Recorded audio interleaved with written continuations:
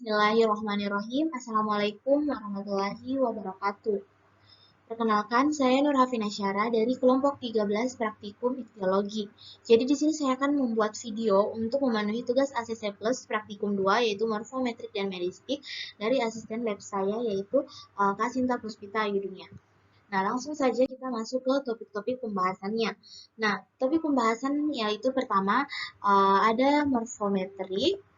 Di sini kita akan menjelaskan mengenai morfometri, kemudian ada meristik, dan ketiga ada kesan-pesan untuk asisten saya, yaitu Kasinta, dan yang terakhir ada tertera untuk semua asisten pada lab ikhtiologi kelas E dan F.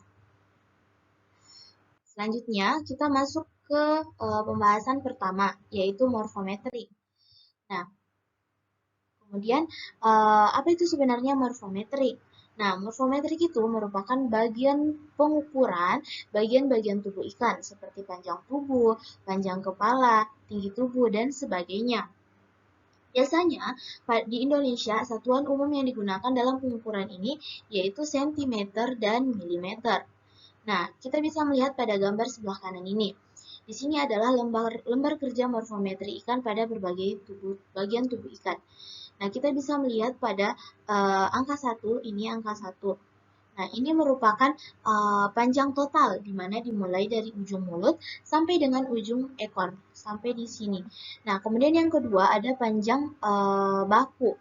Panjang baku juga dimulai dari ujung mulut sini sampai di bagian lekukan yang ini. Ini adalah panjang baku. Kemudian yang ketiga ada yang namanya panjang cagak. Panjang cagak juga sama, dimulai dari ujung mulut sampai di bagian ujung ekornya ini. Kemudian yang keempat ada tinggi badan. Tinggi badan diukur dimulai dari panjang tertinggi di bagian dorsal dan ventral, yang ini panjang tertinggi sampai di bagian sini. Ini adalah tinggi badannya. Kemudian yang kelima adalah tinggi batang ekor. Ini adalah tinggi batang ekor yang kelima.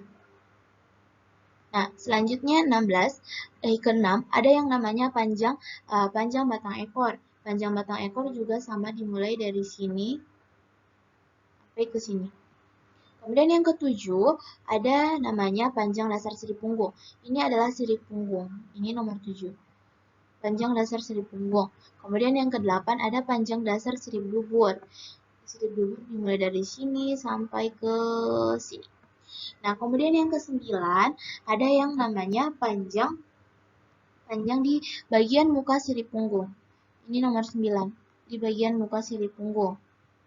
Nah, kemudian yang nomor 10 itu ada tinggi sirip punggung. Nah, teman-teman bisa melihat ini adalah nomor 10, tinggi sirip punggung ini. Ini. Nah, di sini. Ini adalah tinggi sirip punggung. Kemudian yang ke-11 ada tinggi sirip dubur. Ini adalah tinggi sirip dubur, di mana ini di sini sampai sini.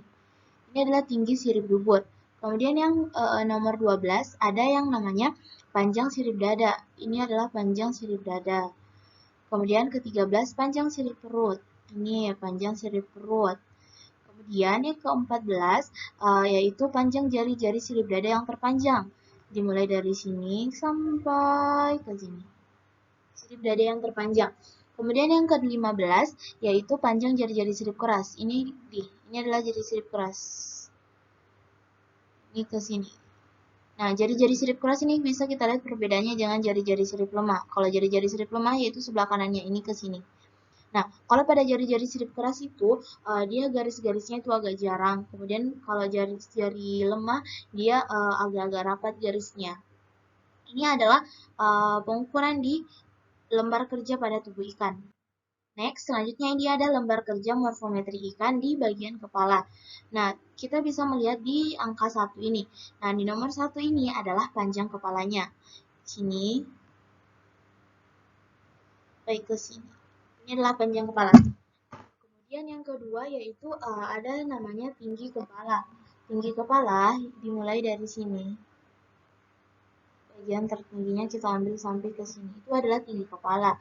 Kemudian ada yang namanya lebar kepalanya. Ini yang bagian atas, lebar kepala. Kemudian yang ini, 4 ini lebar badan di bawah mata. Kemudian nomor 5 yaitu panjang hidungnya di sini dari mulut ke mata. Kemudian yang nomor 6 yaitu panjang ruang antar mata. Ini adalah mata. Di mana berarti ruang antar mata yaitu di bagian sini. Kemudian yang ketujuh yaitu panjang bagian kepala di belakang mata. Ini kan mata, berarti di bagian belakangnya itu ya ini. Nah, kemudian yang kedelapan yaitu tinggi bawah mata. Ini tinggi bawah mata. Kemudian ke-9 tinggi pipi, tinggi pipi. Kemudian yang ke-10 yaitu panjang antara mata dan sudut preoperkulur. Kemudian yang ke-11 yaitu panjang atau lebar mata. Nah, ini ke sini. Ini adalah lebar matanya. Kemudian yang ke nomor 12 yaitu rahang atasnya ini. Nomor 12 rahang atas. Kemudian yang ke 13 yaitu panjang rahang bawahnya. 13 panjang rahang bawah, dan yang terakhir yaitu lebar bukan mulutnya. Nah, jika ini dibuka, kita bisa menghitung lebar bukan mulut. Lebar bukan mulut ini dihitung dari lebar bukan mulut itu yang paling besar. Next, nah di sini mengapa setiap ikan mempunyai ukuran yang berbeda-beda? Nah, ada beberapa faktor yang menyebabkan mengapa ikan itu mempunyai ukuran yang berbeda-beda. Yang pertama itu ya karena umurnya. Nah, pastinya umur ikan yang paling muda akan memiliki ukuran paling kecil dengan umur ikan yang sudah tua. Kemudian yang kedua karena adanya jenis kelamin, dan yang terakhir karena adanya faktor lingkungan. Nah, faktor lingkungan ini sendiri bisa disebabkan karena adanya derajat keasaman atau pH, suhu, dan juga bahkan salinitas. Nah, kemudian yang terakhir yaitu karena adanya perbedaan makan di setiap jenis-jenis ikan. Selanjutnya kita masuk ke meristik. Apa itu meristik? Nah, jadi meristik merupakan perhitungan bagian-bagian dari tubuh ikan, seperti jumlah sisik, jumlah jari-jari sirip, dan lain sebagainya. Nah, setelah kita melakukan pengukuran pada morfometrik tadi, selanjutnya kita akan masuk ke tahap meristik, yaitu perhitungannya. Nah, adapun pekodean pada sirip yaitu pada sirip punggung dikodekan dengan D, sirip ekor C, dubur A, sirip dedap P, dan sirip perut V. Nah, jari-jari sirip sendiri terbagi atas dua macam, yaitu jari-jari keras dan jari-jari lemah. Jari-jari keras itu bentukannya itu dia susah untuk dibengkokkan, dan sedangkan jari-jari lemah mudah untuk dibengkokkan dan warnanya itu agak transparan di jari-jari sirip lemah. Nah, ini adalah perhitungan rumus sirip pada ikan. Kita misalnya pada sirip punggung. Sirip punggung kan pengkodeannya D. Misalnya setelah kita melakukan ini adalah hasil perhitungan pengukuran pada ikan kakap merah. Nah, misalnya pada sirip punggung, jari-jari kerasnya itu terdapat 11. Nah, dalam jari-jari keras penulisannya itu menggunakan angka Romawi, sehingga kita tulis dulu terlebih dahulu pengkodean sirip punggung baru angka Romawi pada angka 11, yaitu X dan X1.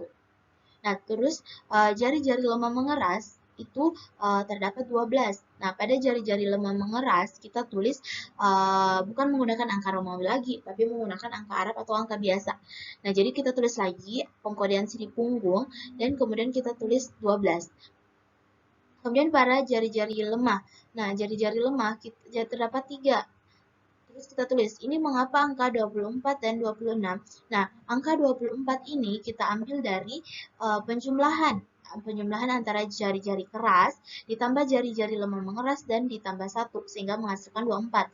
Nah, sedangkan 26 ini diambil dari penjumlahan seluruh jari-jari ini, baik jari-jari keras, lemah mengeras, dan jari-jari lemah.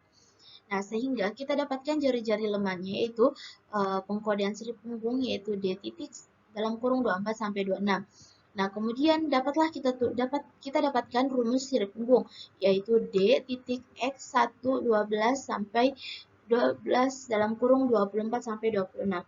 Nah, begitupun seterusnya, begitupun juga pada sirip-sirip yang lain, perhitungan rumusnya sama. Kemudian kita masuk di dalam kesan-kesan asisten. Nah, ini adalah pesan untuk asisten saya yaitu Kak Sinta Puspita Ayu Dunia. Nah, ini adalah kesannya. Jadi praktikannya Kak Sinta kurang lebih 1 bulan ini cukup menyenangkan dan seru, meskipun kadang agak tegang, tapi it's fun. Dan banyak pelajaran yang juga saya dapatkan selama praktikum ini berlangsung. Kemudian pesannya yaitu tetap semangat dan dilancarkan segala urusannya. Kemudian ini adalah terter untuk semua asisten. Nah, mungkin itu saja yang dapat saya sampaikan. Kurang lebihnya mohon dimaafkan. Wassalamualaikum warahmatullahi wabarakatuh.